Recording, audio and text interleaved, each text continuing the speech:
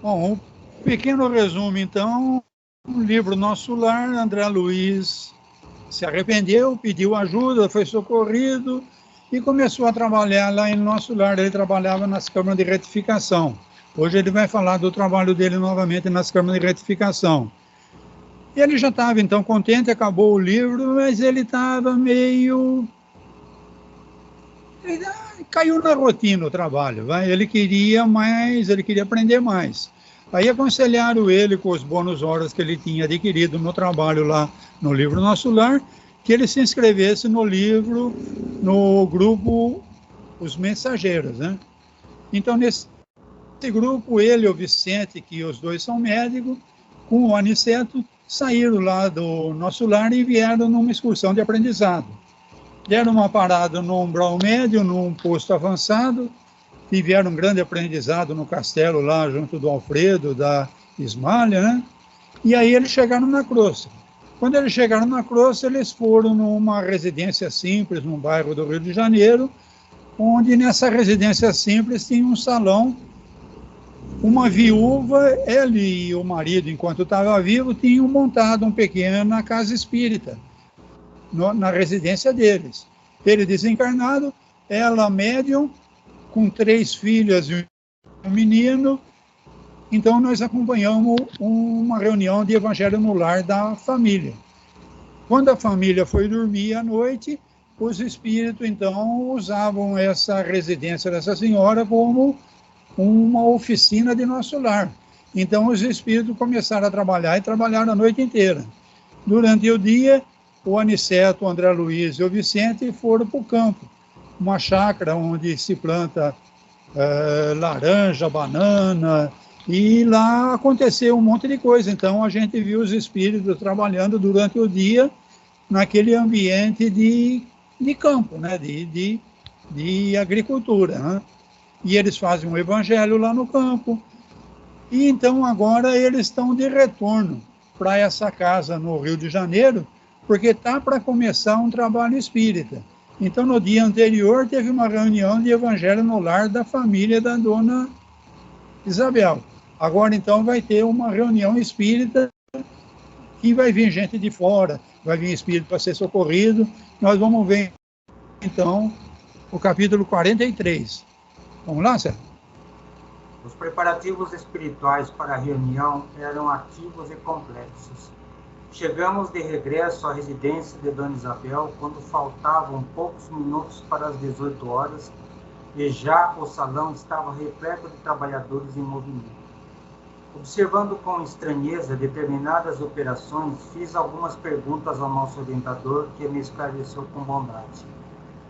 Realizar uma sessão de trabalhos espirituais eficientes não é coisa tão simples.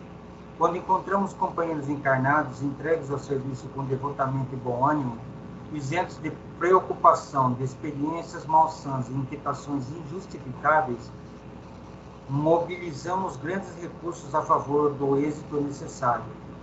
Claro que não podemos auxiliar atividades infantis nesse terreno.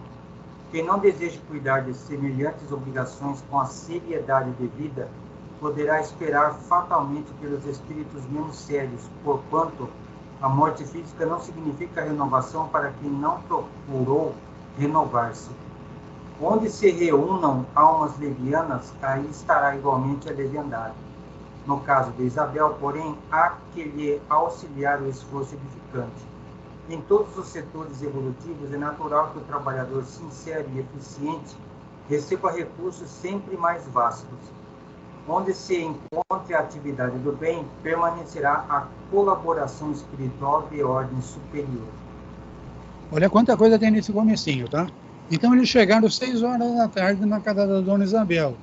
E os espíritos já estavam preparando o ambiente. Então nós vamos ver toda a preparação que é feita antes de chegarem os encarnados para a reunião, tá? Então está sendo feita higienização, limpeza, preparação magnética do ambiente, tudo para realizar a sessão. E aí então ele fala que realmente não há uma coisa tão simples. Precisa toda uma preparação para receber espíritos com um trabalho espiritual. Não tanto pelos encarnados, mas pelos desencarnados que vão ser recebidos, tá?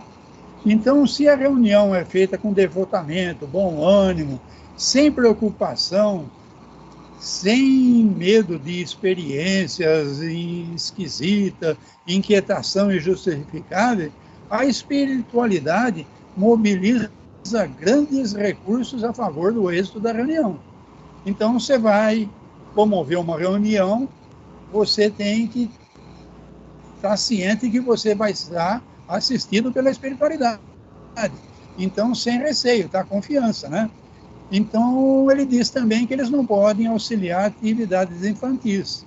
Atividade infantis, eu encaro aquela pessoa que vai no centro porque ele não consegue pagar um boleto, ele vai no centro porque ele não quer mais aquela mulher, ele quer conquistar uma outra, ele vai no centro porque o emprego dele está muito chato, ele quer ganhar na loteria. Então, tem gente que é muito infantil, que procura um centro espírita atrás de coisa que, com certeza, os espíritos não vão dar para ela, porque estariam prejudicando ela em vez de ajudar, tá?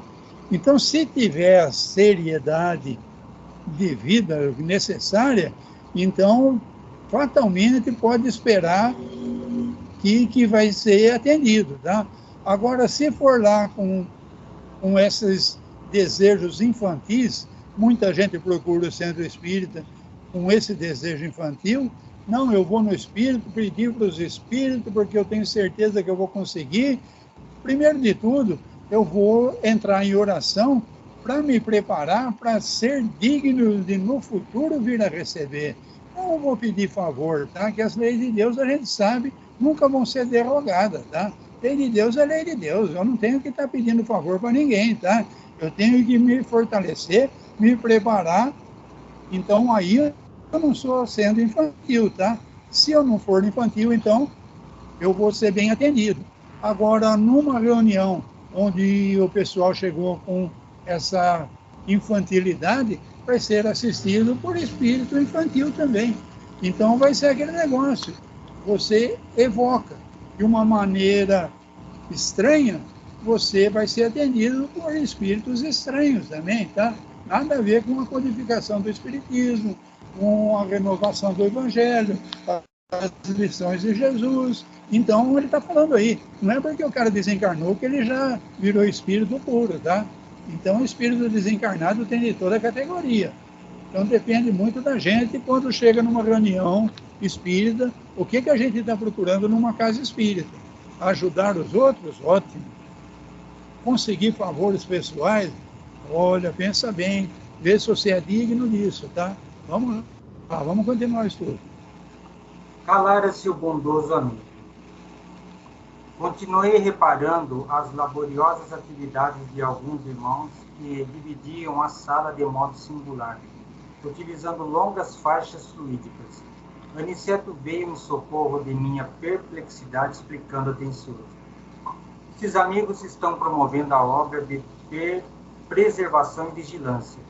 Serão trazidas aos trabalhos de hoje algumas dezenas de sofredores e torna-se imprescindível limitar-lhes a zona de influenciação nesse templo familiar. Para isso, nossos companheiros preparam as necessárias divisões magnéticas. Observei admirado que eles magnetizavam o próprio ar. Nosso instrutor, porém, informou gentil. Dá uma paradinha aí, César. Então, veja bem, eles estão magnetizando o ambiente, preparando o ambiente, magnetizando o ar, para poder preparar o local apropriado para receber espíritos sofredores, necessitados, de modo que esses espíritos não passem essa influenciação deles para a residência da dona Isabel, tá? Afinal, a dona Isabel e as crianças moram na casa. Então, você veja que eles estão magnetizando com faixas fluídicas, não sei como que é isso, não está bem explicado, magnetizando o próprio ar, para fazer um cercadinho, para receber esses espíritos desequilibrados que vão ser atendidos nessa noite, tá?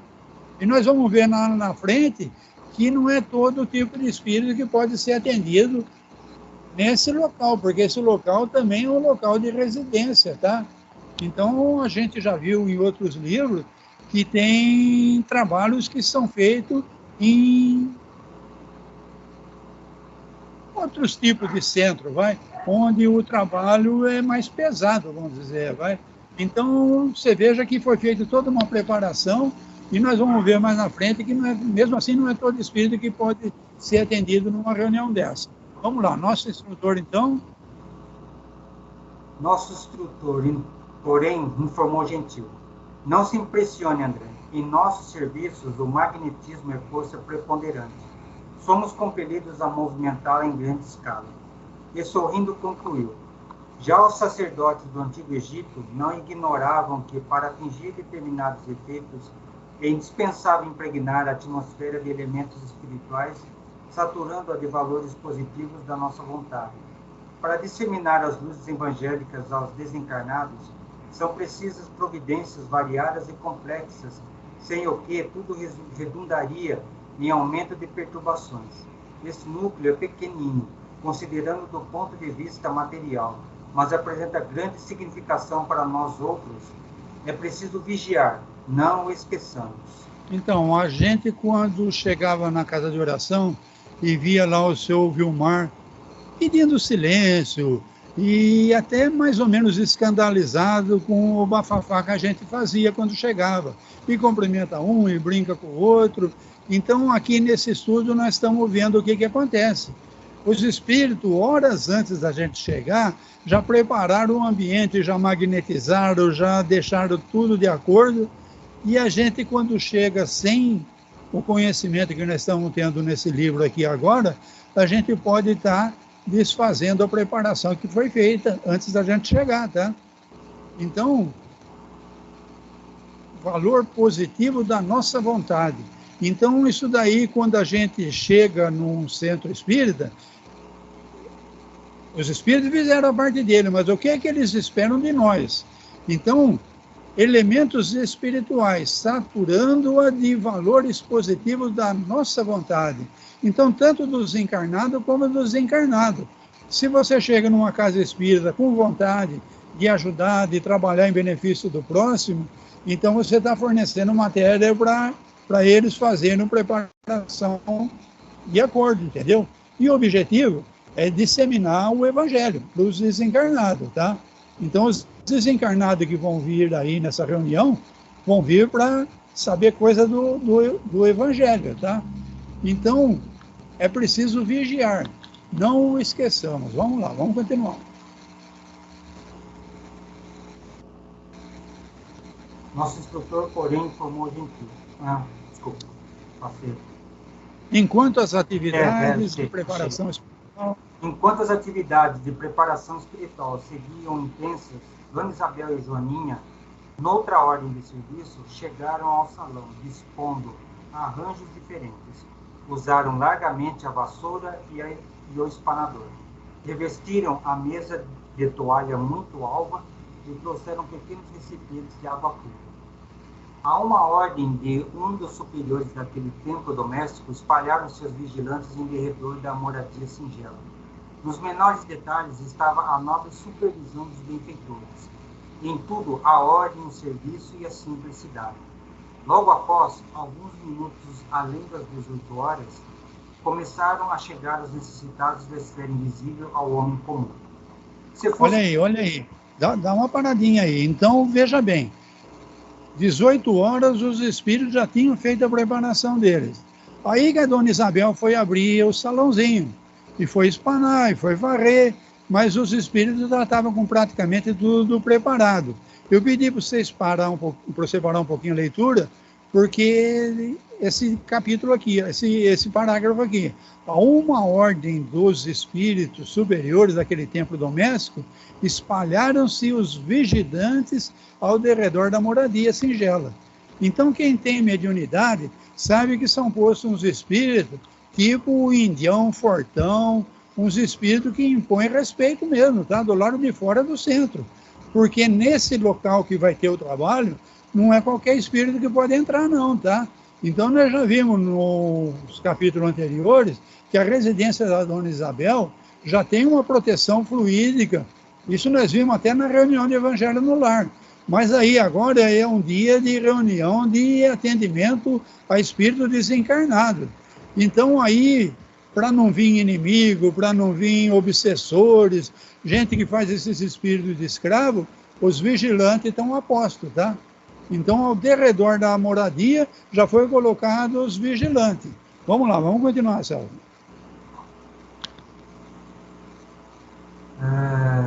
Logo após alguns minutos, além das 18, começaram a chegar os necessitados da esfera invisível ao homem comum. Se fosse concedida à criatura vulgar uma vista de olhos, ainda que ligeira, sobre uma assembleia de espíritos desencarnados em perturbação e sofrimento, muito se lhes modificariam as atitudes na vida normal. Nessa afirmativa, devemos incluir igualmente a maioria dos próprios espiritistas, que frequentam as reuniões doutrinárias alheios ao esforço autoeducativo, guardando da espiritualidade uma vaga ideia, na preocupação de atender ao egoísmo habitual.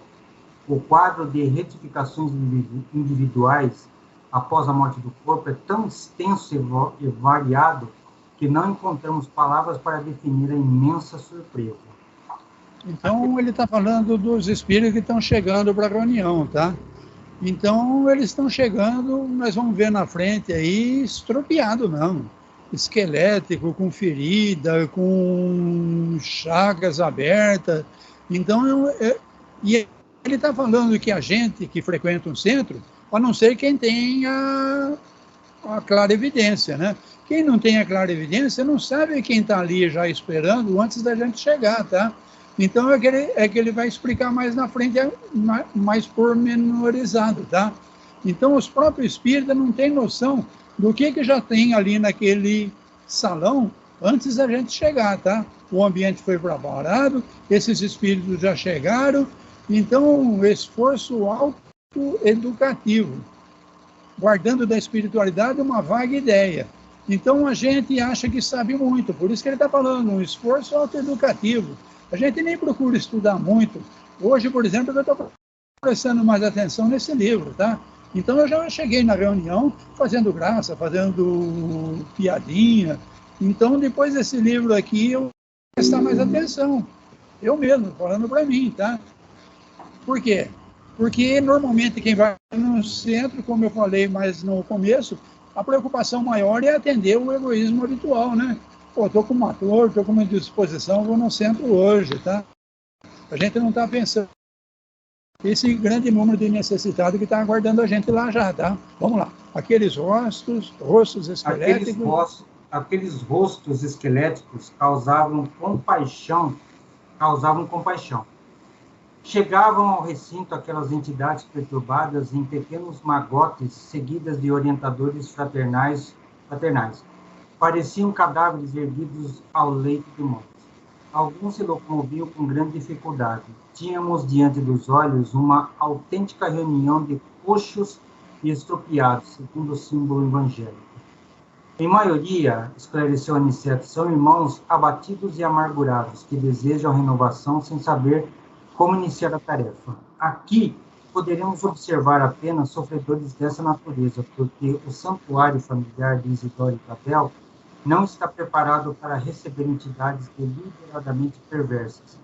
Cada agrupamento tem seus fins. Então, aí é legal, tá? Então, o que está chegando aí é espírito necessitado, que ele está querendo socorro, mas ele nem tem ideia de que tipo de socorro ele quer. Ele não aguenta mais sofrer e acharam que ele está em condições agora de receber socorro, levaram ele nesse centro para quê? Para ouvir evangelho, como eu falei. Então, o sentido dessa reunião que nós estamos vendo, a preparação, é passar evangelho para esses coxos e estropiados que estão chegando aí, sem muita noção do que está acontecendo com eles, entendeu? Agora, nesse tipo de centro que nós estamos estudando, é esse tipo de trabalho, porque o trabalho de entidades perversas, como eu falei, os escravizadores, os obsessores, esse daí, então, é um outro tipo de preparação, tá? Essa preparação, nesse trabalho que nós estamos acompanhando, é, então, para atender espíritos que não aguentam mais sofrer, pediram ajuda, mas eles não têm nem noção de evangelho, de nada. Então, eles estão sendo trazidos para uma reunião de evangelho. Com efeito, os recém-chegados estampavam profunda angústia na expressão fisionômica. As senhoras em pranto eram numerosas. O quadro consternava. Algumas entidades mantinham as mãos no ventre, calcando regiões feridas. Não eram poucas as que traziam ataduras e faixas. Muitos, disse-nos o mentor, não concordam ainda com as realidades da morte corporal. E toda essa gente, de modo geral, está prisioneira da ideia de enfermidade. Existem pessoas, e vocês, como médicos, as terão conhecido largamente, que cultivam as moléstias com verdadeira volúpia. Apaixonam-se pelos diagnósticos exatos. Acompanham no corpo com indefinível ardor a manifestação dos indícios mórbidos. Estudam a teoria da doença de que são portadoras, como jamais analisam um dever justo no quadro das obrigações diárias, e quando não dispõem das informações nos livros, estimam a longa atenção dos médicos, os minuciosos cuidados da enfermagem e as compridas dissertações sobre a enfermidade de que se constituem voluntárias prisioneiras. Sobrevindo à desencarnação, é muito difícil o acordo entre elas e a verdade. Portanto, prosseguem mantendo a ideia dominante. Às vezes, no fundo, são boas almas, dedicadas aos parentes do sangue e aproveitáveis na esfera restrita do entendimento a que se recolhem, mas, no entanto, carregadas de viciação mental por muitos séculos consecutivos. Olha que legal isso daí. E a gente vê muito disso, tá? Então, está chegando na reunião espírito que ainda não concorda que já estão mortos, tá? Não concorda muito com essa realidade da morte corporal.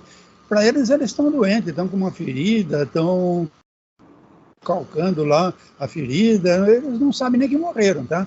Então, por isso que são trazidos para uma reunião de evangelho, tá? Existe pessoa, ele está falando, que cultiva a doença, tá? A gente vê isso, você pergunta a uma pessoa como ela está, e ela começa a falar e não para mais. Eu sofro tanto, eu tenho isso, eu tenho aquilo, e você vê que a pessoa vai se especializando. Hoje com a internet, então, ela sabe detalhes da doença que ela tem, que nem o médico não sabe, tá?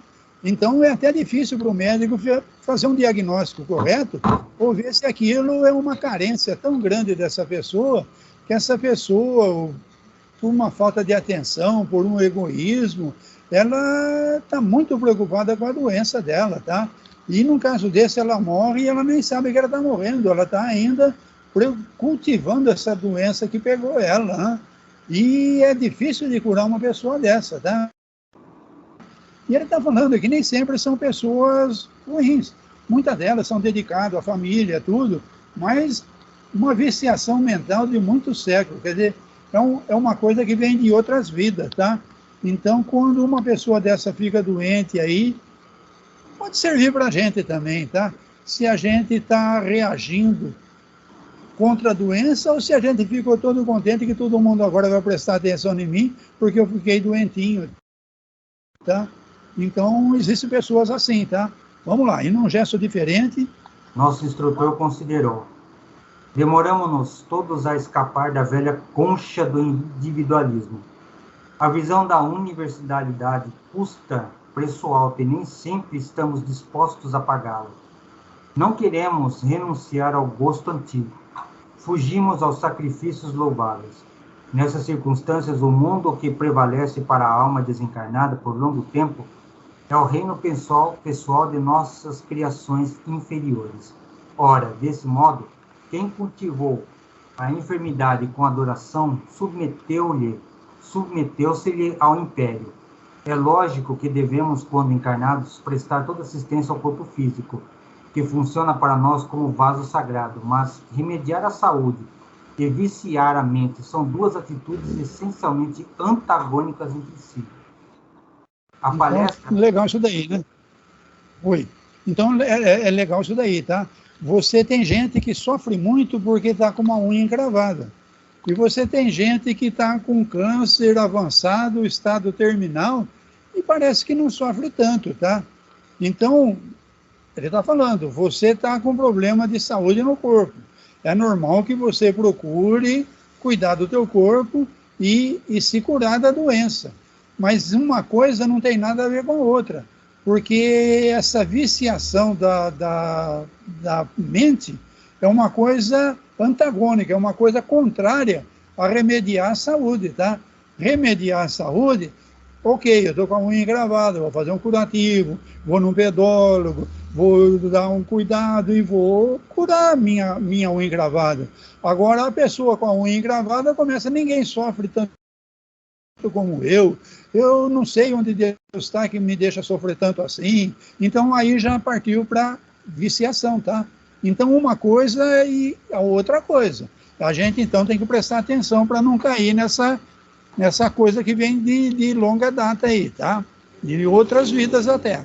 Vamos lá, a palestra, vamos terminar. A palestra era magnificamente educativa. Entretanto, o número crescente de entidades necessitadas chamava-nos à cooperação. Muitas choravam baixinho, outras gemiam em voz mais alta. Depois de longa pausa, Aniceto advertiu: vamos ao serviço. Para nós, cooperadores espirituais, os trabalhos já começaram. A prece e o esforço dos companheiros encarnados representarão o termo desta reunião de assistência e iluminação em Jesus Cristo. Então, numa primeira leitura, eu pensei que já tinha tido palestra dos encarnados. Mas o trabalho dos encarnados nem começou ainda. Os encarnados vão começar a chegar ainda. E eles já estão trabalhando. Então, o que ele está falando aí, que quem estava fazendo a palestra era o chefe do grupo mensageiro. E era uma palestra para o André Luiz e para o Vicente, que era a equipe que ele trouxe para aprendizado. Então, o pessoal que vai participar da reunião espírita nem chegou ainda. E eles, então, já estão trabalhando. E o Aniceto falou, vamos lá, vamos trabalhar. Atender esse pessoal. Quando os encarnados chegarem e abrirem o trabalho com as orações, com as palestras, que tudo que tem no trabalho, aí vai ser o final. O nosso trabalho já vai estar feito aqui, tá? E aí, encerramos 43.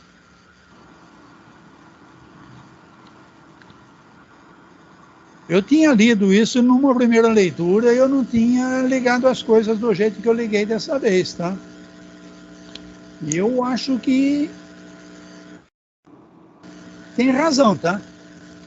Então, quem tem mediunidade fala que enquanto a gente está na palestra ou está chegando, já tem espírito trabalhando, tá? Muitas vezes, quando o doente, no caso, o encarnado assistido, vai para a câmara de passe, ele já sentiu que já foi atendido lá na plateia, já, tá? Então, o que ele está falando aqui no capítulo 43 confirma tudo isso, tá? O Barana, o que foi lido a respeito das coisas infantis, eu trabalhava na Câmara 4, que era desobsessão. Isso. E existia um negócio que chamava triagem, que a pessoa passava pela triagem para poder mandar para cada câmara responsável por cada coisa. E apareciam umas pessoas que desistiam do namorado, ou o namorado desistia dela, ia na câmara de passe para tomar passe para ver se tinha alguma coisa espiritual, porque o namorado não quer saber mais dela, entendeu? Então, daí o Vicente virava para a gente e falou assim, isso aqui está virando um correio sentimental. Daí o Diógenes falava assim, nós somos índios, o que mandam para a gente tem que fazer. Legal. Mas era uma coisa meio complicada para você ficar ouvindo uma coisa particular da pessoa, porque o namorado largou dela, procurar uma desobsessão que só se ela estaria obsediando o namorado, né? Então, antes de você ir para a Câmara 4, quem estava na Câmara 4 era eu e o André. E a gente sempre teve muita amizade, a gente conversava muito e a gente não se conformava com isso que você está falando também, tá? Então, a gente, às vezes, era até meio grosseiro no atendimento das pessoas. Conclusão, a Neiva veio para a Câmara, tiraram eu da Câmara 4, puseram na Câmara 1 e levaram o André lá na frente para cuidar do som lá. E aí, então, entrou vocês, e quem falou isso aí, a gente atende, tem razão. Porque quem procurou a casa não está preparado. E se você for falar de espiritismo, como é o espiritismo, por a pessoa não estar preparada, ela vai se chocar. Então, a gente não tem o direito de chocar as pessoas também, entendeu, Sérgio? Então, tanto eu como o André não estávamos preparados para trabalhar nessa Câmara atendendo as pessoas. A gente poderia até fazer um bom trabalho, como nós estamos fazendo agora aqui no grupo. Pessoas que já conhecem o Espiritismo, dá para você falar de uma maneira que eu não poderia falar, por exemplo, na segunda-feira, quando eu estou fazendo uma palestra. Porque realmente quem procura a Casa Espírita é muito infantil mesmo, tá? Então, a Casa Espírita não existe só para isso, tá? Essas pessoas vão lá ouvir a historinha da menina que jogou a moedinha, que não sei o quê. Para eles tá bom, é o que eles conseguem captar agora. Com o tempo, pode ser que dê para falar um pouco mais de espiritismo com eles. Mas eles são realmente muito infantis. Mas, por outro lado, nós estamos vendo que numa reunião espírita tem os desencarnados, tá?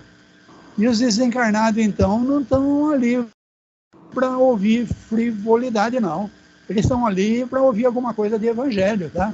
Porque eles estão sofrendo, eles precisam de ajuda, e eles não conseguem nem ver quem está ajudando eles, porque eles estão tão necessitados, tão como o André Luiz estava no começo do livro Nosso Lar, que o mentor lá, que a mãe dele mandou, chegava e não conseguia atender ele, porque ele estava muito magnetizado naquele sofrimento dele, naquela injustiça dele, que estão chamando ele de suicida, que ele não era suicida, ele não conseguia nem ver a assistência. Então, numa casa espírita, nesse capítulo 43, ele está chamando a atenção da gente para isso, tá?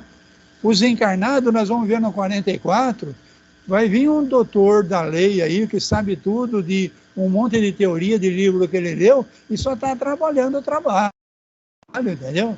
Mas realmente o trabalho formidável que está sendo feito é aí no 43, tá?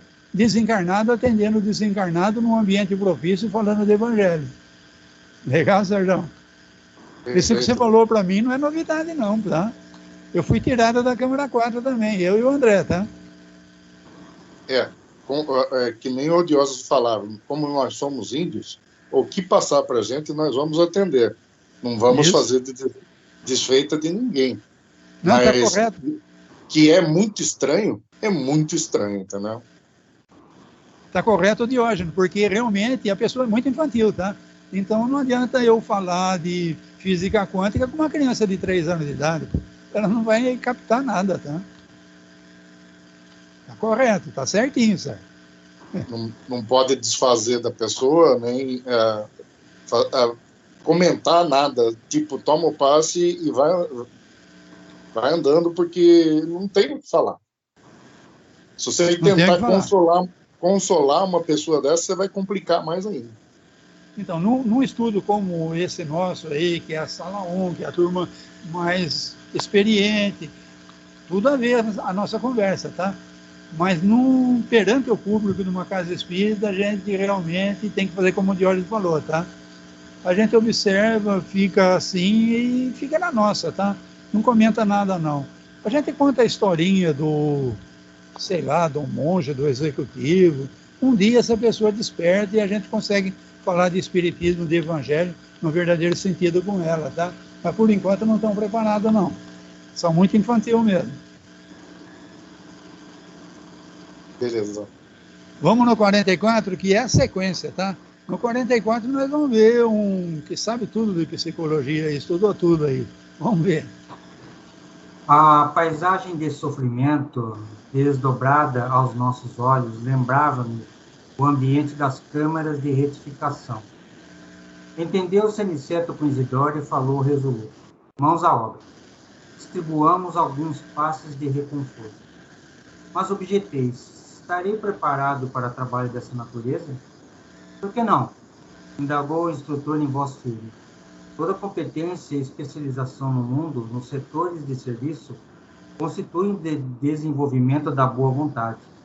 Bastam o sincero propósito de cooperação e a noção de responsabilidade para que sejamos iniciados com êxito em qualquer trabalho novo. Legal isso daí, tá? Porque a gente tem isso, mas eu vou dar passe, eu nunca fiz um curso, eu não estou preparado, não estou preparado. Então, o Aniceto falou assim, por que não? O que precisa não é especialização, toda competência aí, no caso, é a boa vontade. Se você tem uma boa vontade de ajudar aquele sofredor que está ali precisando de ajuda, vai lá, estenda a tua mão e o teu pensamento vai fazer todo o trabalho, entendeu? Então não interessa se você cruza a mão, se você estrala o dedo, se você passa a mão de cima para baixo, de baixo para cima, o que é necessário mesmo é a boa vontade, o desejo de auxiliar aquele irmão sofredor que está na tua frente, tá? Sincero propósito de cooperação e noção de responsabilidade. Nós já estamos iniciados já, tá? Com o tempo a gente vai ficando cada vez melhor. Vamos lá. Semelhantes afirmativas estimularam meu coração. Recordei Narcisa, a delicada irmã dos infortunados que permanecia em nosso lar, quase sempre sem repouso, como prisioneira do sacrifício. Pareceu-me ainda ouvir-lhe a voz fraterna e carinhosa. André, meu amigo, nunca te negues quanto possível auxiliar os que sofrem. Ao pé dos enfermos, não ouvides o que o melhor remédio é a renovação da esperança. Se encontrares os falidos e os derrotados da sorte, fala-lhes do divino ensejo do futuro. Se fores procurado algum dia pelos espíritos desviados e criminosos, não profiras palavras de maldição. Anima, eleva, educa, desperta, sem ferir os que ainda dormem. Deus opera maravilhas por intermédio do trabalho de boa vontade. Sem mais hesitação, dispus-me ao serviço. Olha aí, Sérgio, a resposta é porque a gente está conversando, tá? Então, vocês lembram aí dessa enfermeira que ela trabalhava nas câmaras de retificação lá. Vocês lembram que no nosso lar, eles desceram para uma espécie de um porão da cidade do nosso lar, porque as câmaras de retificação eram espíritos que não suportariam nem a vibração do nível normal da cidade do nosso lar, tá? Eles estavam, então, naquele subterrâneo e essa Narcisa aí ficava direto com eles lá, tá? Então, não profiras nada, só vai lá, atende e dá esperança, renovação da esperança é o principal, entendeu? Confia, vai dar tudo certo, você vai ser atendido, você vai conseguir o que você precisa. Palavras assim que a gente precisa dar só, entendeu? E mesmo que o caso for escandaloso, que a gente está nítido para a gente, que a pessoa tem até culpa daquilo, a gente nunca vai dizer uma palavra contrária. A gente anima, eleva, educa, desperta, sem ferir os que ainda dormem. Então, esses infantil aí, a gente não adianta querer dar chapalhão neles não, tá, Sérgio? A gente vai atrapalhar mais do que ajudar, tá? Então, atende infantilmente e vai dando esperança para eles, tá? Vamos lá. Aniceto designou-me. Um grupo de 6 enfermos espirituais acentuando. Aplique seus recursos, André. Com a nossa colaboração, os amigos em tarefa nesta casa poderão atender a responsabilidades diferentes e também imperiosas. Os mais apagados trabalhadores do bem rejubilem-se pela exemplificação nas lutas comuns e edifiquem-se no Senhor Jesus, porque nenhuma de suas manifestações fica perdida no espaço e no tempo.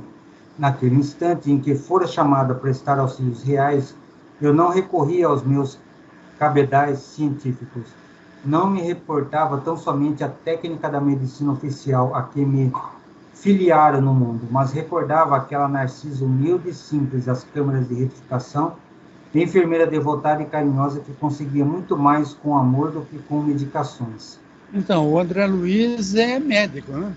E ele recebeu alguns trabalhadores, algumas pessoas para ele atender.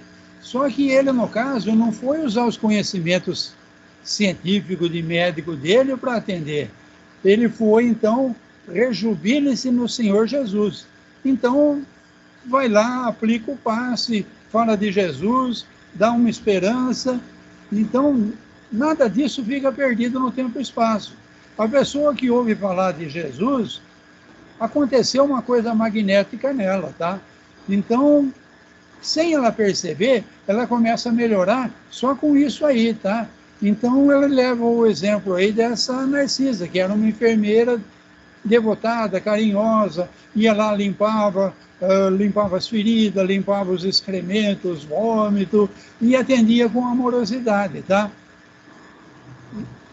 Tem muito mais efeito do que as medicações. Vamos lá. Aproximei-me de uma senhora profundamente abatida, lembrando o exemplo da generosa amiga de nosso lar, entendendo que não deveria socorrer utilizando apenas a firmeza e a energia, mas também a ternura e a compreensão. Minha irmã disse, procurando captar-lhe a confiança. Vamos ao passe reconfortador. Ai, ai, respondeu a interpelada. Nada vejo, nada vejo. Ah, outra coma, infeliz que sou. Que me falam em morte, em vida diferente. Como recuperar a vista? Quero ver, quero ver. Calma, respondi encorajado. Não confia no poder de Jesus? Ele continua curando cegos, iluminando-nos o caminho, guiando-nos os passos.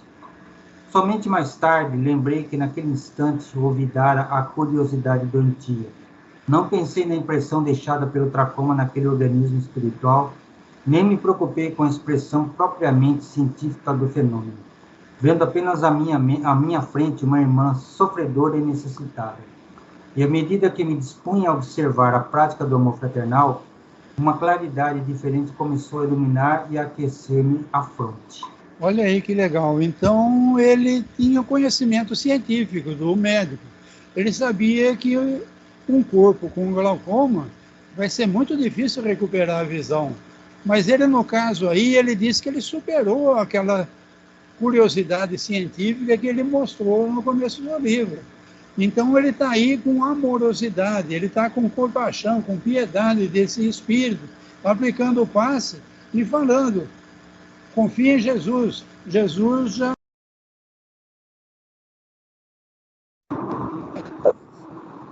Então, e ele recebeu uma energia, uma qualidade diferente do iluminar, que está recebendo energia do alto, tá? Então, alguma coisa está acontecendo com o André Luiz. Só falando de Jesus, nós vamos em força, conversando com esse assim. Vamos lá. Só fazendo um parênteses, houve uma interrupção aqui, Barã, não sei se você vai conseguir me ouvir bem aí. Para mim voltou normal. Tudo bem com vocês? Para mim deu uma piscada, mas voltou normal, certo? Beleza, vamos lá então. Vamos lá. Lembrando a influência divina de Jesus, iniciei o passe de alívio sobre os olhos da pobre mulher, reparando que enorme placa de sombra lhe pesava na fronte. Pronunciando palavras de animação, as quais ligava a melhor essência de minhas intenções, concentrei minhas possibilidades magnéticas de auxílio nessa zona perturbada. Dentro de alguns instantes, a desencarnada desferiu um grito de espanto. Vejo, vejo! Exclamou entre o assombro e a alegria. Grande Deus, grande Deus! E ajoelhando-se num movimento instintivo para render graças, dirigia-me a palavra comovidamente. Quem sois vós, emissário do bem? Olha aí que legal. Então o André Luiz recebeu a energia do alto e aplicou o passe. Com isso daí, ele percebeu que foi desmanchando uma nuvem carregada que a mulher tinha na região dos olhos, tá? Então, provavelmente, isso acontecia no corpo espiritual dela, e quando ela estava viva ainda, ela teve esse glaucoma por causa de uma energia, uma nuvem escura que ela tinha na região dos olhos, no corpo espiritual. Agora ela está desencarnada e ela tem ainda essa energia escura na região dos olhos. Com o passe, com essa energia do alto, o André Luiz desmanchou a nuvem e a mulher está enxergando. Vamos lá, vamos lá. Ela está agradecendo ele então. Quem é você, cara? Eu estou vendo. Dominava-me profunda emoção que não conseguia sofrear. Confundia-me a bondade do Eterno. Quem era eu para curar alguém? Mas a alegria daquela entidade libertada das trevas afirmava a ocorrência na qual não queria acreditar. A luz daquela dávida, como que mostrava mais fortemente o fundo escuro de minhas imperfeições individuais, e o pranto inundou minhas faces, sem que pudesse retê-lo nos recônditos mananciais do coração. Enquanto a enferma espiritual se desfazia em lágrimas de louvor, também eu me absorvia numa onda de pensamentos novos. O acontecimento surpreendia-me. Desejava socorrer o doente próximo e, contudo, estava enlaçado em singular deslumbramento íntimo. Aniceto, porém, aproximou-se delicadamente e falou em voz baixa. Dá uma paradinha aí que ele vai levar uma comida de ralo, tá? Então, ele fez o trabalho de passe, desmanchou a nuvem, a mulher está enxergando, a mulher está toda agradecida e a vaidade dele cresceu, tá? Então, você vê... Bom, fundo escuro de minhas imperfeições individuais. Ele deixou, então, a vaidade tomar conta dele. Tem mais gente para ele entender e ele está, então, magnetizado nesse feito que ele acabou de fazer. Então, o Aniceto, que é o chefe da equipe, chegou e, com certeza, vai torcer a orelha dele. Vamos ver lá. André... A excessiva contemplação dos resultados pode prejudicar o trabalhador. Em ocasiões como esta, a vaidade costuma acordar dentro de nós, fazendo-nos esquecer o Senhor. Não ouvides que todo bem procede dele, que é a luz de nossos corações. Somos seus instrumentos nas tarefas de amor. O servo fiel não é aquele que se inquieta pelos resultados, nem o que permanece enlevado na contemplação dele, mas justamente o que cumpre a vontade divina do Senhor e passa adiante. Aquelas palavras não poderiam ser mais significativas. O generoso mentor voltou ao serviço a que se entregara. Junto de outros irmãos, e valendo-me do amoroso aviso, dirigi-me à reconhecida senhora, acentuando. Pode falar. Não, é que o teu som está cortando. Eu não sei se para o resto do pessoal também não. Mas pra deu para acompanhar legal. Para mim tá bom. Agora para mim melhorou também. Então vamos continuar. Então a chamada aqui, o Aniceto não deixa a vaidade tomar conta não. Tudo vem de Jesus, tá? Você curou porque a energia do alto banhou tua fronte aí. Senão você não é nada não. Fica na tua, tá? Então vamos lá. Minha amiga, agradeça a Jesus, é o André Luiz falando com ela, tá? Minha amiga, agradeça a Jesus e não a mim, que sou apenas obscuro servidor. Quanto ao mais, não se impressione em demasia com a visão dos aspectos exteriores. Volte ao poder visual para dentro de si mesmo, para que possa consagrar ao Senhor da vida os sublimes dons da visão. Notei que a ouvinte se surpreendia com as minhas palavras que lhe pareceram talvez inoportunas e transcendentes. Mas, novamente, firme na compreensão do dever, acerquei-me do enfermo próximo. Tratava-se do infeliz irmão que falecera na Gamboa, vitimado pelo câncer. Toda a região facial apresentava-se com um horrífico aspecto. Apliquei os passos de reconforto, ministrando pensamentos e palavras de bom ânimo, e reparei que o pobrezinho se sentia tomado de considerável melhora. Prometi-lhe interesse amigo, a fim de internar-se em alguma casa espiritual de tratamento, recomendando que preparasse a vida mental para colher semelhante benefício oportunamente. Em seguida, atendi a 2 ex-tuberculosos do Encantado, a uma senhora que desencarnara em piedade, em consequência de um tumor maligno, e um rapaz de Olaria, que se desprendera num choque operatório. Num destes 4 últimos, contudo, manifestou qualquer alívio. Persistiam as mesmas indisposições orgânicas, os mesmos fenômenos psíquicos de sofrimento. Olha aí que legal. O mesmo André Luiz, com a mesma sintonia, com a mesma energia que ele recebeu do alto, uns ele conseguiu um alívio, e era caso complicado, de um câncer que a face da pessoa estava toda deformada, e a pessoa teve um alívio formidável.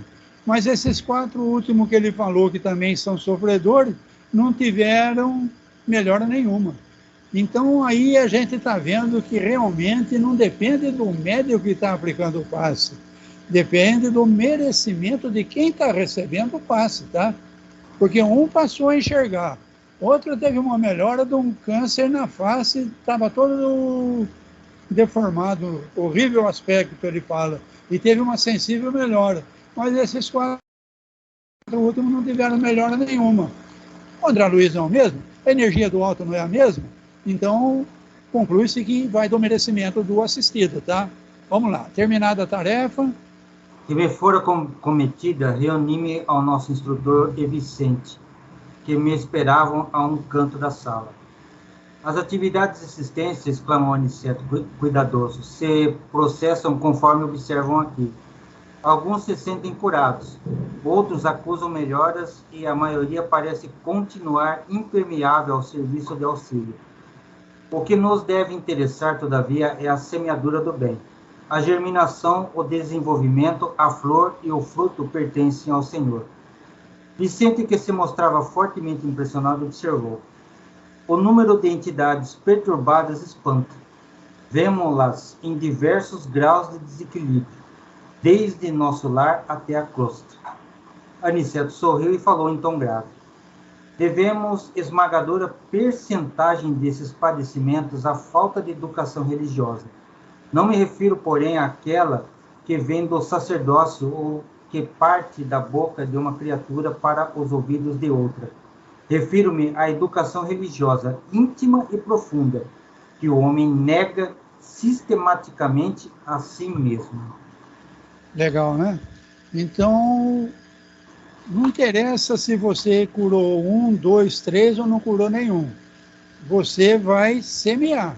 Você vai falar de Jesus, você vai dar a tua energia de caridade, de piedade, de tudo de bom para a pessoa. Se vai germinar ou não, não depende de você. Então, o que ele está falando no final aqui é que a pessoa precisa ter a religiosidade dela. Mas não é a religiosidade do católico, do protestante, do umbandista, não é isso. É uma religiosidade dela mesma. É você se preparar para a verdadeira vida, que é a vida espiritual. Então, quando você vai falar de desencarne para alguém, a pessoa corta o assunto, ela não quer nem ouvir falar nesse assunto. Morte, então, ela morre de medo da palavra morte, tá? Mas por quê? Porque ela não quer se preparar. Então, é difícil, mesmo numa reunião dessas aí, com todo o preparo, com toda a energia propícia, não consegue a cura. Por quê? Porque a pessoa ainda não está pronta para germinar a semente que está sendo lançada, tá? É aquela história do solo que não está preparada, tá? A semente, quando cai num solo bom, ela germina e produz barbaridade. Quando cai no solo raso, quando cai na pedra, quando cai na beira do caminho, então a semente é a mesma. Agora depende, então, de onde caiu a semente, tá? Então, aí é um recado para a gente, se preparar para o desencarne, tá? A verdadeira vida é a vida espiritual. Nós estamos vivendo uma vida no corpo, que vai terminar. Não sei o dia nem a hora, mas vai terminar. E ela vai continuar no plano espiritual.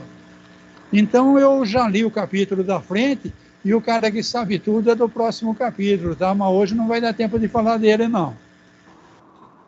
Nós terminamos o tempo já, quase. E alguém quer comentar mais alguma coisa do estudo desse capítulo 44? É mais ou menos aquela passagem que está no Evangelho, lá segundo o Espiritismo, do cara que constrói a casa numa pedra e outro que constrói numa areia, né? Se a base é sólida, pode vir a tempestade que for, que a casa vai continuar firme e forte, né? Agora, se não for, vai ser levada com a chuva, com as correntezas e tudo mais, né?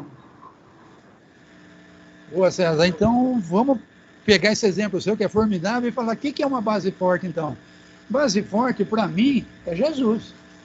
Jesus falou, não condena, não julga, ama o teu inimigo, perdoa 70 vezes 7, e aí eu trago para mim. E eu tô com a base forte já ou não? Às vezes um desaforinho que fazem para mim na rua, eu dou cada balançada, cara. Eu dou Cada escorregada, cara. Você tá dando risada, mas eu tô falando de mim mesmo, rapaz. Às vezes é um vizinho da rua aqui que passou por mim na calçada e olhou para o celular e não olhou para mim. Entendeu, César? E cadê minha base forte? Entendeu? É a carne. Então, é a carne. Essa é a base forte, tá?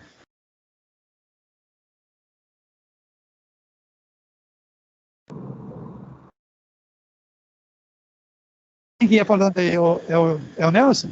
Isso, é a carne o problema. O meu som tá cortando, acho que é... Ah, mas eu também passo por isso, viu, Baiano? Não é só você, não. Eu também enfrento umas coisinhas aí no dia a dia aí. Não é só com você, não, viu?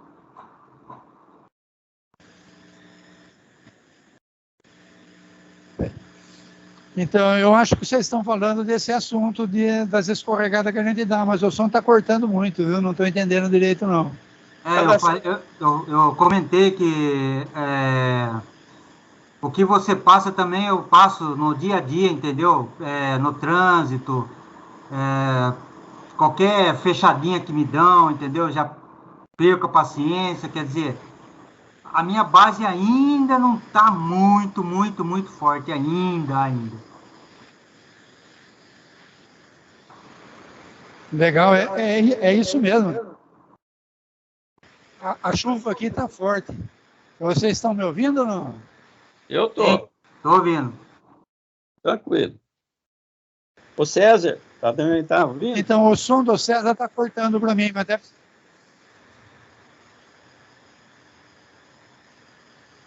acho que o problema era comigo aqui. Não estou ouvindo você não, Nelson. Não? Aqui para mim tá normal agora. Melhorou aí? Eu estou ouvindo perfeito. Então conversa um pouco com ele aí que eu não estou conseguindo ouvir não, está cortando muito para mim. Nossa. Mas acho que é a chuva. Temporal aí, ó. Mas ainda bem que terminamos o estudo, né? Já está dando quase o horário, tá? Eu acho que o estudo foi proveitoso. Sim, foi completo. O estudo foi bom, Barão. Eu acho que foi muito proveitoso, tá? Eu já tinha lido esse livro aí, como eu falei, e eu não tinha percebido um monte de coisa que eu percebi nessa última leitura aqui, que vai ser muito importante para mim daqui para frente, tá? Então, principalmente, não pôr reparo nos que são muito infantil ainda, tá?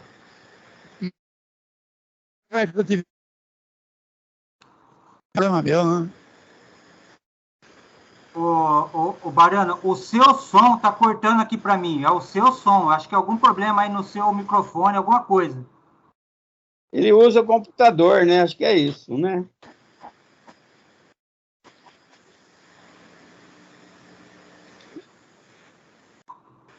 É o seu som que tá cortando para mim aqui. Parece que o som melhor que tem aí é o seu, César. Aproveita, faz a prece de encerramento. Tá, beleza. Vamos lá, então.